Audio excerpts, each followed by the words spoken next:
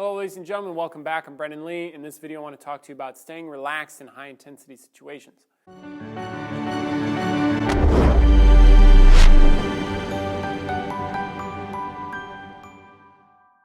This video is an addendum to the previous video or the post video, I'm not sure.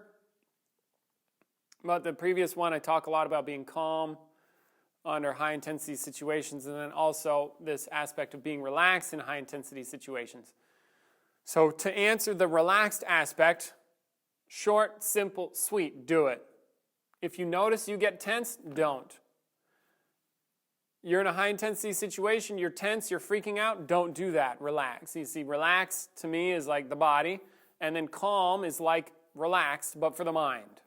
See, so the mind isn't screwed up as if in the mind, you relax that. Same with the body, it's tense, you relax. Okay. So do that. Now, perhaps one of the places that you can look into if you're having trouble being relaxed is notice that there is a relationship between your environment and you notice that you relate to your environment. You relate to your environment. You relate to it. But how you relate to that is up to you. That the environment occurs is the environment that occurs. You cannot control that. But how you relate to it, you can control. And it seems to me that, say, one person can have an environment and they relate to it in a relaxed, calm way. Same environment, different person is freaking the fuck out. Why? It's not the environment that says whether the person is relaxed or not. It is within the individual and their experience, what they do in how they are relating to circumstances that determines whether they are calm or relaxed or tense or whatever.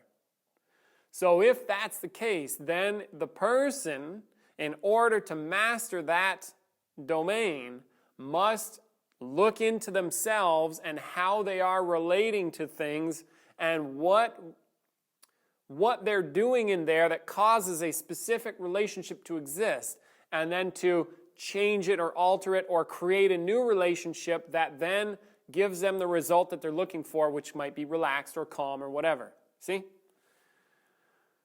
But the solution is inside the person, as if inside, even though there isn't really an inside, but it's just looks that way, that world you have going on in there, and then why is it constructed that way, and why are you relating to things that way?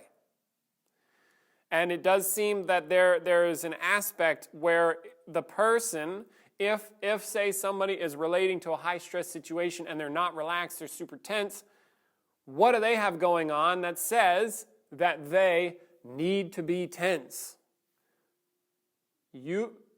So look into the need. If it's something that comes up over and over again and it's knee-jerk and it's automatic and it's strong, we could call that, I could use a word for that experience, and I could use the word need. You, the person, the listener, whatever, need to be tense. Challenge the need. Challenge the automatic aspect of mind. And I don't mean challenge it by suppress it. I don't mean challenge it by act it out. I don't mean challenge it by think about it and what should be some other way. But challenge it by going, well, what's going on? Confront it and confront the need and try to get to the bottom of why that even exists. And then that need to be tense could dissolve and or go away. Then you do not need to be, you won't be a person who gets tense in those situations. And then you could also realize that, oh, if I'm not tense, it actually works out better than if I tense up. You see, so that's an addendum and another way that you can go about working on this consideration. Okay? So there you go. Little addition there. Thanks very much for watching. Catch you later. Till next time. Take care.